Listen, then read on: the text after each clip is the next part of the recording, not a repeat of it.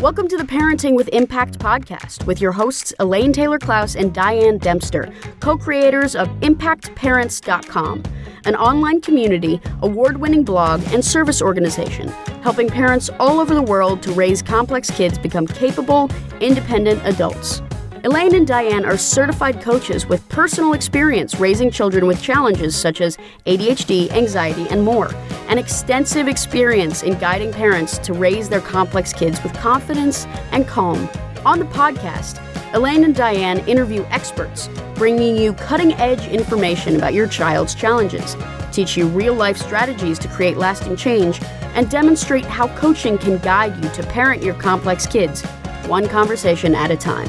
For the essentials of Elaine and Diane's coach approach to parenting, download a free tip sheet at impactparents.com/podcast. Welcome back, everybody, to another fabulous episode of Parenting with Impact. We are really excited today to welcome Professor Eli Liebowitz from Yale University, from the Yale Child Study Center. We're very excited to have him with us today. In his studies, he treats childhood and adolescent anxiety. And his research really focuses on development, neurobiology, and the treatment of anxiety and related disorders. So you can imagine why we're really excited to have him today. And he's got a special emphasis in his work on cross-generational and familial influences in these various conditions. Dr. Liebowitz is the lead investigator on multiple funded research projects. He's the author of numerous papers and of books and chapters on childhood and adolescent development. And if I believe, not only are you the father of 3 fabulous kids, 3 boys, but you have a new book and a program out that we're going to give you a chance to tell us about as well. So welcome. We are thrilled to have you here. Well, thank you so much. It is great to be here. Well, it's so exciting. This has been long in coming, right? Yeah, it's true. And we're glad to have you as a new friend. So tell us a little bit about what you do with families of complex kids and how you came to do this work. Well, I've been working in the area of child anxiety and related problems like obsessive compulsive disorder for many years now, and really got into focusing a lot on parents and families early on, in part through work with parents of children with externalizing problems, behavior problems, where it's very common to work with parents. Children with serious behavioral problems are not always ideal candidates for individual therapy themselves. And so it's pretty common in that domain to be working with parents. But it really led me to think a lot about the role of parents in the anxiety domain as well. So can I ask a clarifying question before we go any further? Can you explain the relationship between anxiety and OCD in a nutshell?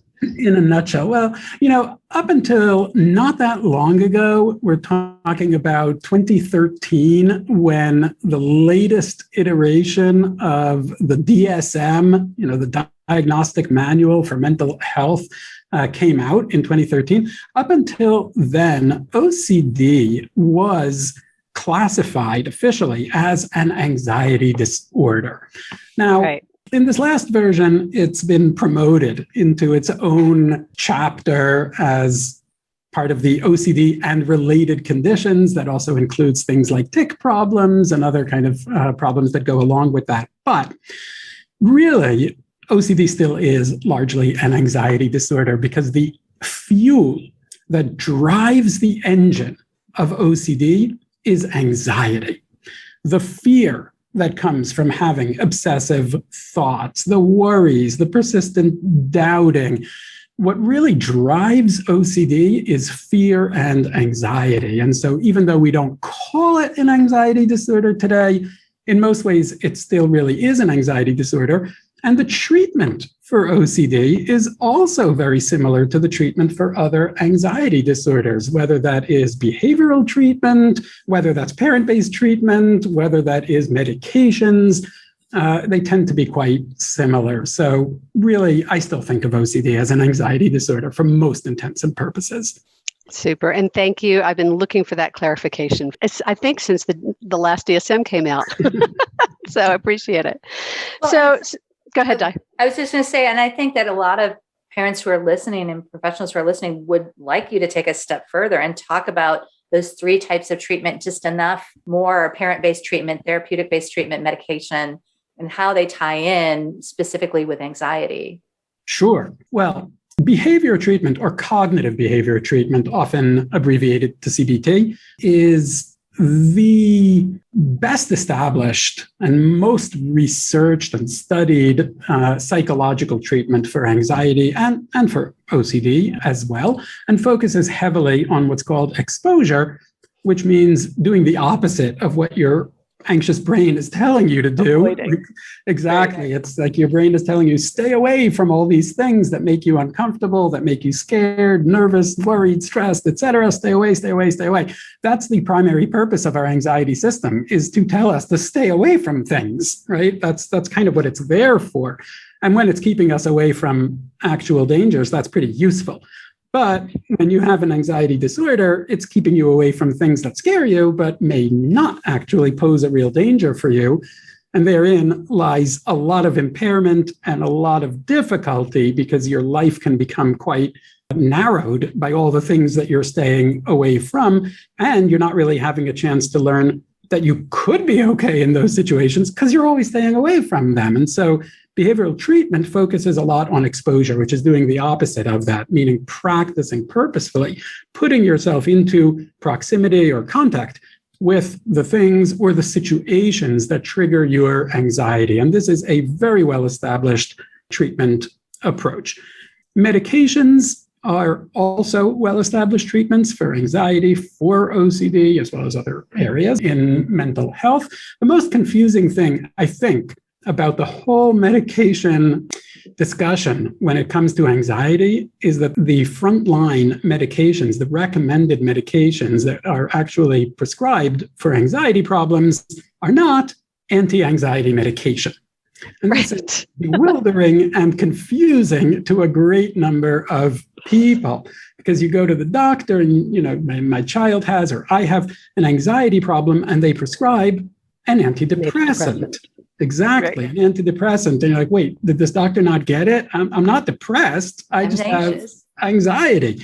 But this really is just a kind of an accident of history. Medications are often just labeled based on their first use, and then they just stick with that name forever. And so these antidepressants were used first to treat depression, and now they're forever called antidepressants.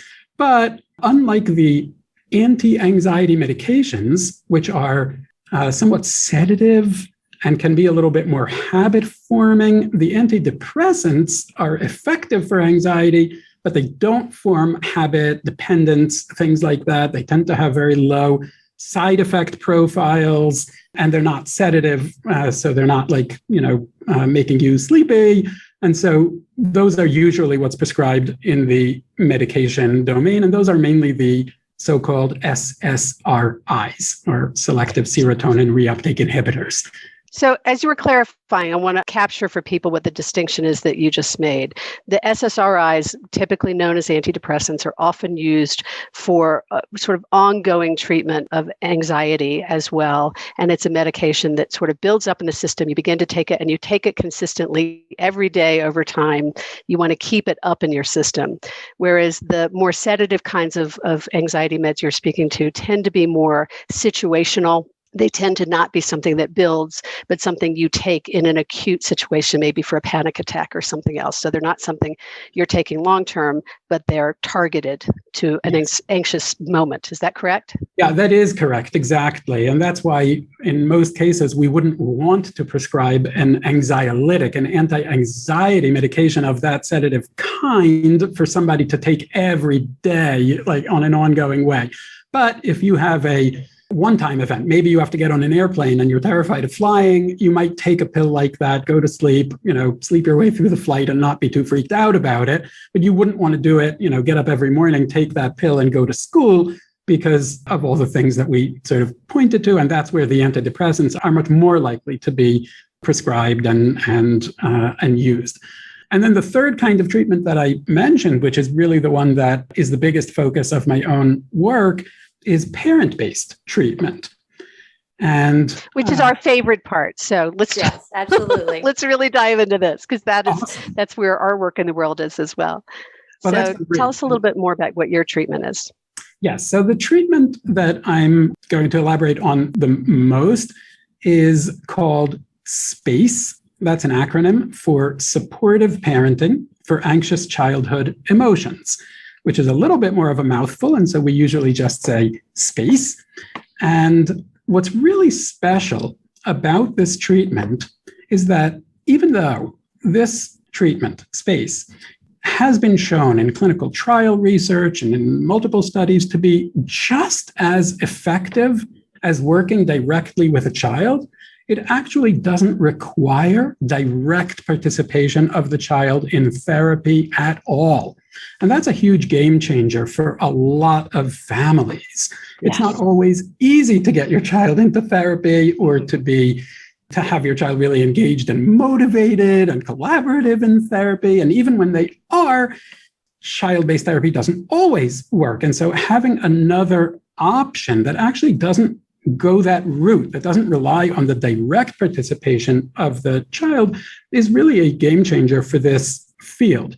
And what's also special about SPACE in particular is that throughout the entire treatment, all of the focus is on changing not the child's behavior, but on changing the parent's behavior. Right. And so I make a promise to parents when we start treatment with SPACE. I tell them something really simple. They don't believe me at first, but then they see that it's true. And that is that throughout this entire treatment, I'm never going to ask you to make your child do anything. Right. And I'm not going to ask you to make your child not do anything. Yeah. And that's huge because it's really easy to say to parents, get your child to do this, get your child to practice a skill or do an exposure, for example. And sometimes that might work great, but it doesn't always. What if your child isn't really open to doing that? What if they're not on board? It's really easy to tell parents, go home and get your child to do stuff, but you can't. You can't really just decide what somebody else is going to do. And so by focusing the whole time only on my own responses as a parent, essentially changing the behavior of the one person I actually can control, and that's myself, we can cut out a lot of the problems that might occur if we were trying to sort of directly manipulate the child's behavior. And it turns out that doing that is just as efficacious. It's just as effective. It works as well as trying to work with the child directly. So this has really been something of a landmark change in how we're treating child anxiety problems. So can I check in on something? Because I think Diane will say you're speaking music to our ears, right? Because as coaches for parents, this is the work that we've been doing for the last decade, is really focusing on the parent and inviting the parent to the conversation to change the way they communicate with their child, because that sets the environment. The term that we learned a number of years ago is behavior therapy training. And what's recommended treatment for kids with complex issues like executive function conditions, ADHD, I believe also anxiety, please confirm that for me, is behavior therapy. But what they really mean by behavior therapy, as we understand it, is actually training for the parents rather than therapy for the kid. So is that what you're describing? Is this a manifestation of that?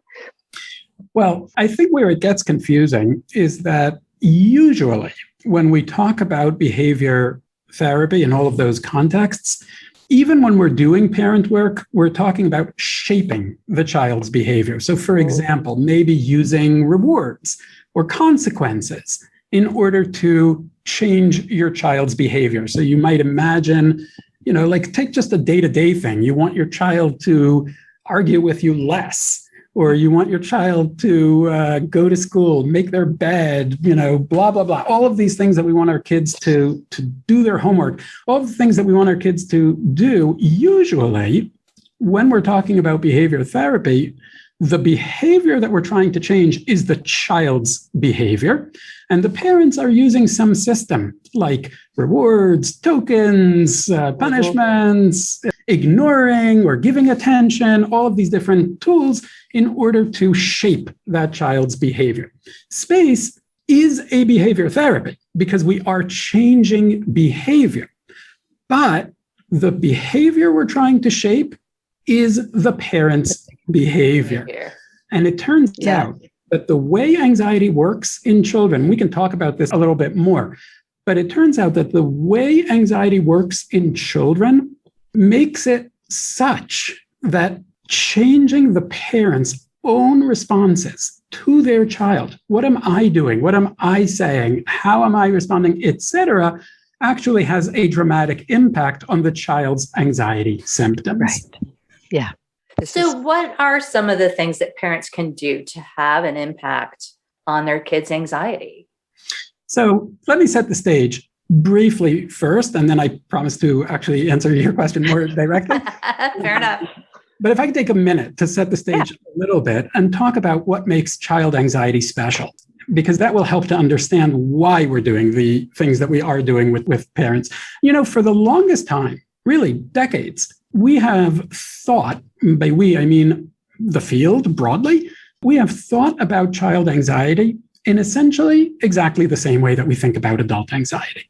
That's how it's taught in universities. That's how clinicians are trained. People learn a model of anxiety problems that's based on, to put it really briefly, it's based on distorted cognitions, like biased thinking traps, things like that. It's based on dysregulated physiology. So, you know, your racing heart and your clenched muscles, et cetera, et cetera. And it's based on the behavior, primarily avoidance. And all of what I just said goes for adults, and it also goes for children. And the treatments, likewise, have been essentially the same. Change those thoughts, change that behavior, teach physical regulation, like relaxation training. And all of this is also correct. I'm not trying to say that any of that is wrong. In fact, it's not wrong. But it does leave out. More. Yeah, there's more. Exactly. But there's more. It leaves out an entire kind of aspect of child anxiety that's actually meaningfully different from adult anxiety. And that is that children don't really respond to fears in the same way that adults do. This starts from infancy, from as soon as we're born. You know, if you imagine a very young child who's scared, what are they doing? They're not doing what an adult does. They're not doing those classic kind of fight or flight things. Babies, it turns out, suck at both fight and flight. They're not very good at fighting, and they're not very good at running away either. And so they really can't respond in those mature, individual kind of fight or flight ways. What do children do when they're scared? They look to their parents. They rely on their parents. This is hardwired and programmed into our brains, literally from birth.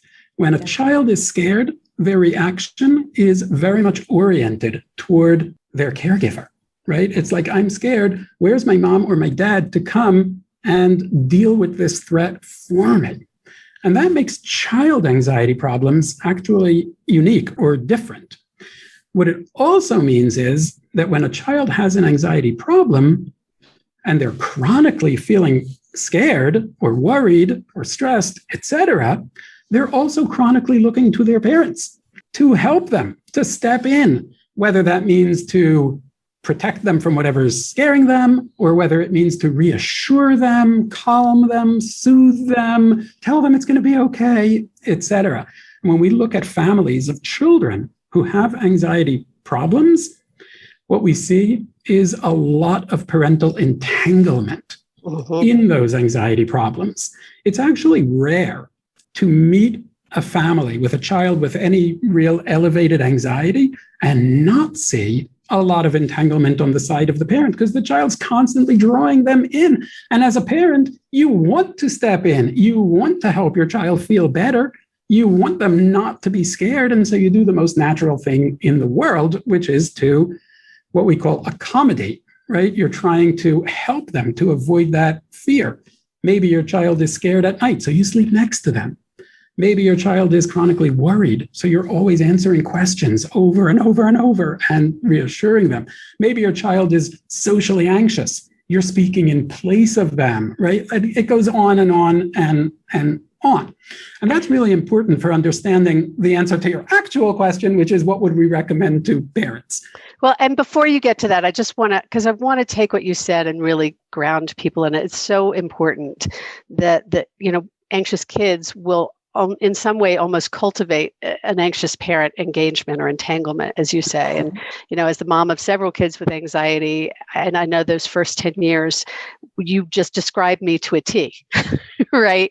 And so what I want to say to parents who are listening is this is hard and this can change.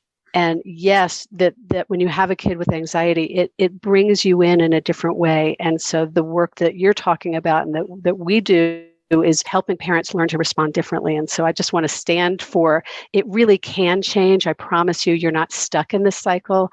And if you're feeling stuck in it in the moment, there's good reason. And what we're talking about now and what we're going to move into are ways to help you begin to shift that. So just needed that little author's message moment. So well said. That is so well said. And also speaking myself as the father of 3 kids, including at least one with a lot of anxiety. Yes, this is what happens, right? This is what happens. And it's not, you being a bad parent. It's not you being it's not your fault that the child is anxious in the first place. And this is something that I actually want to emphasize, that the rationale, the reason that we focus on work with parents is not because I think parents are the cause of children's anxiety disorders in the first place. And it's such an easy jump to make from, well, if you want to work with parents, you probably think parents, kind of messed up their kid in the first place. Actually, that is not the story for the vast majority of kids with anxiety. Obviously, really bad parenting can have a really bad impact, right? If you're abusive, you neglect, maltreatment, etc. Those are horrible things that can obviously exert a really detrimental impact on a child's mental health.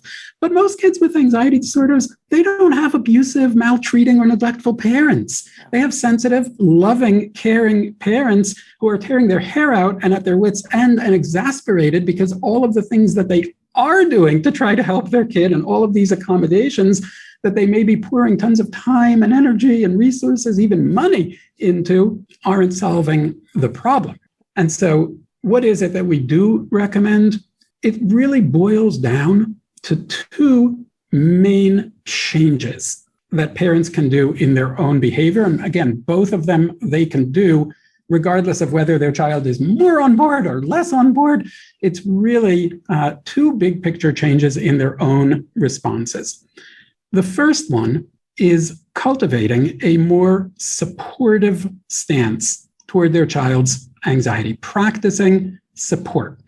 And I think a lot of people can hear that word and interpret it in a lot of different ways, but I have a really specific definition for what I mean by support when it comes to child anxiety. And that is, you are being supportive when your responses to your child show them 2 things. You're giving them 2 messages, and you need both of them. The first is a message of acceptance, validation, acknowledgement, acceptance of your child's genuine distress. This sounds obvious, but so many times our natural kind of intuitive reactions actually don't validate what the child is feeling. You're fine. Don't worry about it. Exactly. Yeah. It's nothing. Don't, or sometimes even in harsher ways, like don't be a baby, grow up, your older sister can handle this. You should also be fine. Right. That acceptance is the first half of support. You can't really be supportive if you're not willing to acknowledge that this is your child's experience, whether you have a similar one or a different one. This is what what they're dealing with is real. Yeah. Exactly. Even if their thought is completely irrational, it's still the thought that's in their head. That's their experience. And so the first part of support is acceptance. The second part of support, though, what really makes it supportive is when you put the 2 things together. The second part is confidence, meaning I'm telling you, and I'm showing you that I believe that you actually can handle being anxious. at least some of the time and at least some anxiety. Doesn't mean that I expect you to now change all your behavior overnight and suddenly not have a problem. If I expected that, I probably wouldn't be very accepting. But it means that I believe in your ability to tolerate, to get through it, to survive it and come out alive and okay on the other end.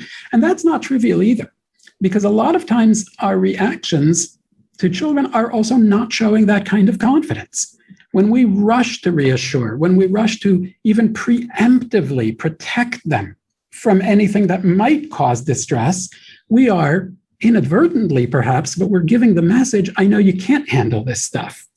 I know you're not able to. Sometimes we even say it explicitly, like, my kid can't handle stress, or my kid goes to pieces, or I'm here I can help you. It's this sort of, who's the focus of the can do? Is it I can do for you, or I can help you, versus you can do it and I'm here to support you? Exactly. And I want to watch our time. I know you've got another point, but the other observation that comes up for me is to make sure that when we're holding that vision for them, we're not adding more pressure. I remember having a conversation with Jerry Schultz many years ago, who said, you don't want it to become one more thing they're not doing.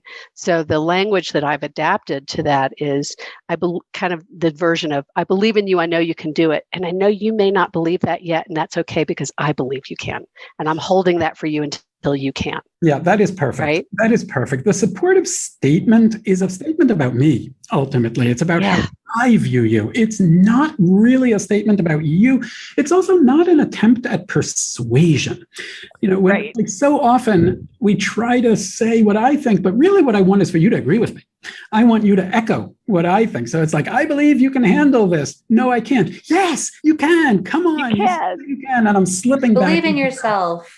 Right. So we're not convincing them, we're empowering them to believe, to move in that direction. Exactly. But when a child consistently over time, when this is the message that they're getting, when they look into that mirror of their parents' responses to them, and what they see reflected back to them is a view of themselves as a child who is understood and accepted, but a child who is strong rather than vulnerable, a child who's competent rather than unable, then that starts to change their own view of themselves as well. And so that's the first of the two big picture goals of SPACE, is really practicing support. Like, write out the supportive statement that you're going to make and start using it when your child is anxious. This is not an abstract thing. It's a very concrete, practical thing, literally saying the words. And don't assume that your child knows that you have confidence or that your child knows that you accept.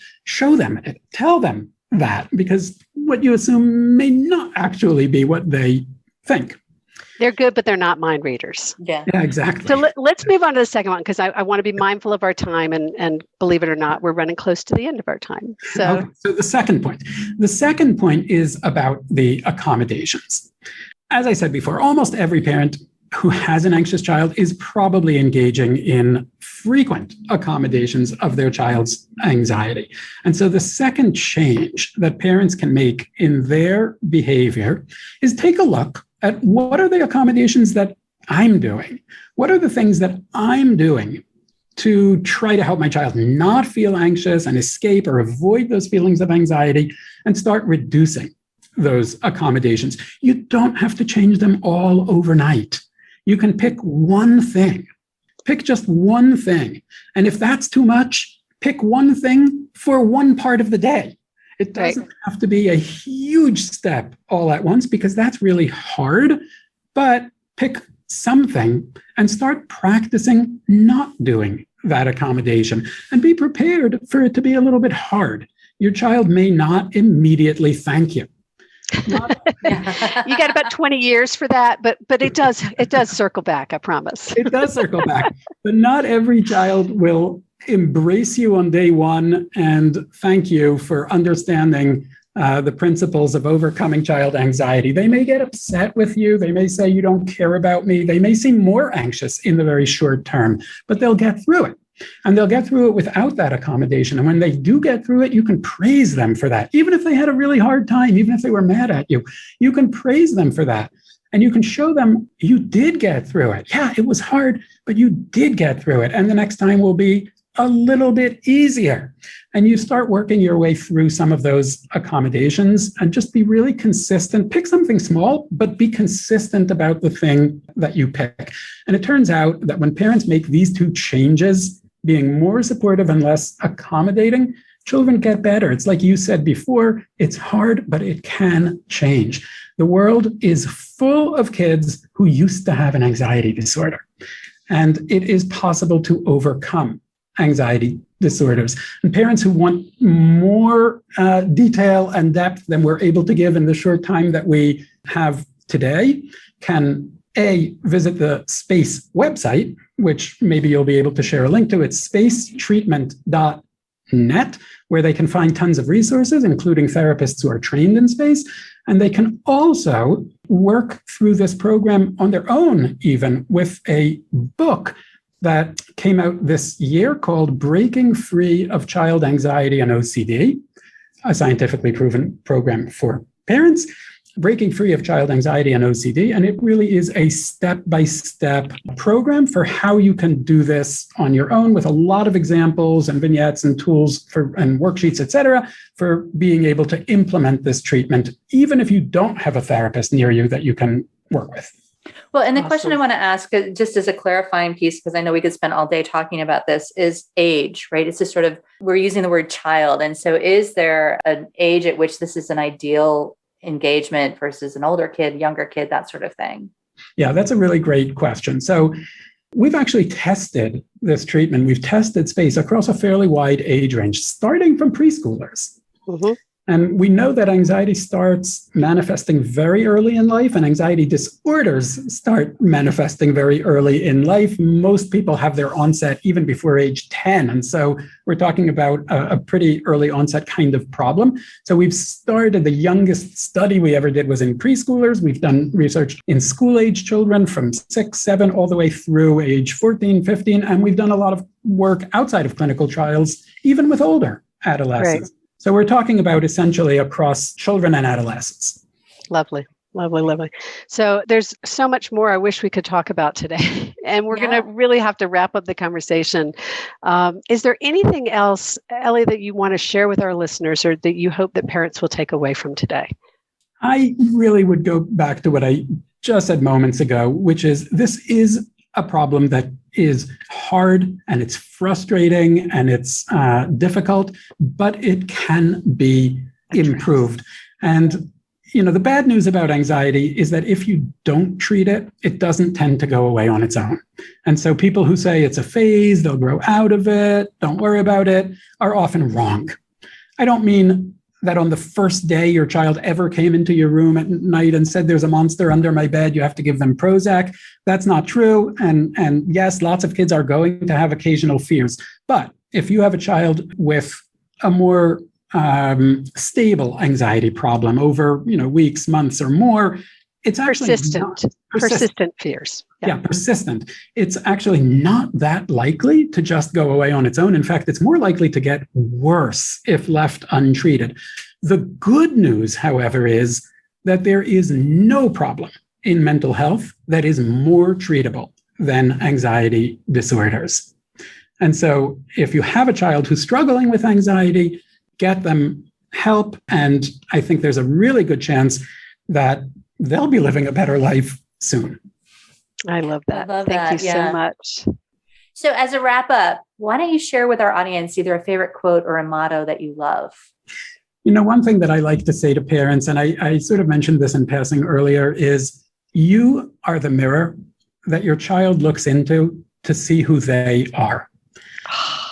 I love that. You are the mirror your child looks into to see who they are. The mic drop. That was beautiful. Thank you. Awesome. Thank you. So thank you all for tuning in. Our guest today has been Dr. Eli Liebowitz from Yale University, who's doing amazing work with parents on helping them support their kids in managing their challenges with anxiety. And so we're so thrilled to have you here. Diane, anything else before we wrap? No, thank you so much for your time today and for being here with our parents. Well, thanks so much. And remember, that was fun. to all of you listening, thanks for all you're doing for your kids and for yourself. You are making a difference. Take care, everyone.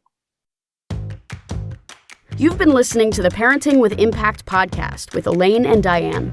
For more information on the Impact Parents community or to join Sanity School for Parents, please visit impactparents.com.